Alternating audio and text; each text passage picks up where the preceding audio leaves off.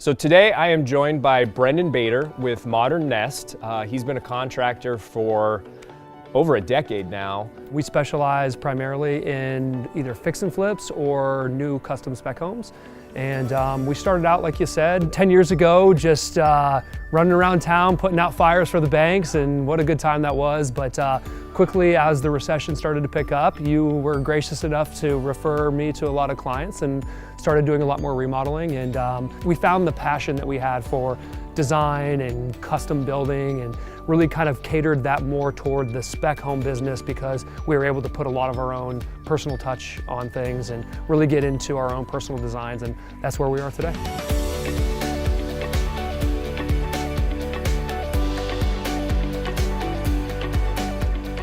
If you were, in my shoes and not a contractor or a designer, and you were getting ready to remodel your own home, what are some of the steps that someone should take when looking for a contractor? Should they work with an interior designer first, because most contractors don't have the in-house design team? What are some recommendations that you have for people? Starting with an interior designer is not a bad idea. A lot of times people come directly to the contractor. If that contractor does not provide design services, then they're actually skipping a step, and a lot of times the contractor has to tell them, well, I can't really give you any sort of an idea of what this is going to cost or how long it's going to take because I need more information. If you hire a designer separate from your contractor and they don't happen to do design build contracting, then I would definitely recommend that that team works tight-knit together. Because when you try to separate the two, we find that there's a lot of miscommunication throughout the actual construction process.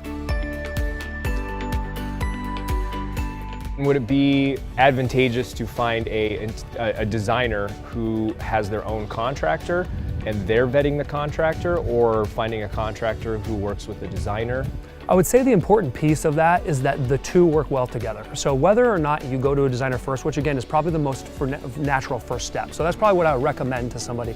If they're just conceptualizing some ideas in their home, that'd probably be your first step. Talk to a designer. And most designers in town, they will have someone that they've worked with before that they'll be able to recommend that they work well with. I would probably interview both before you even decide to work with a design firm. I would probably interview their contractors as well, because you need to make sure that you can carry that team throughout the end of the process. It can be done another way, but we find that there's a lot of miscommunication when that happens. Would you recommend even working with a designer, say you're doing a small project like a kitchen remodel or a bathroom remodel, if you don't know what you want going into it? Yeah, absolutely. I think the biggest mistake people make is thinking they can put it all together themselves. A lot of times people have great ideas, and most of the time we're in there working through those great ideas with them, but how those things come together is totally different, and that's what a professional is going to do. There's a lot more that goes into it.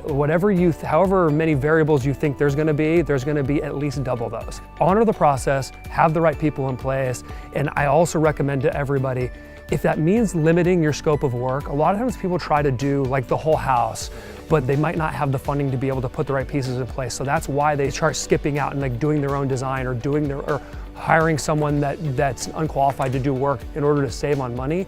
I would say focus in on a smaller area, a smaller scope of work, and do it to its fullest degree. I think you're gonna have a much better experience in the end.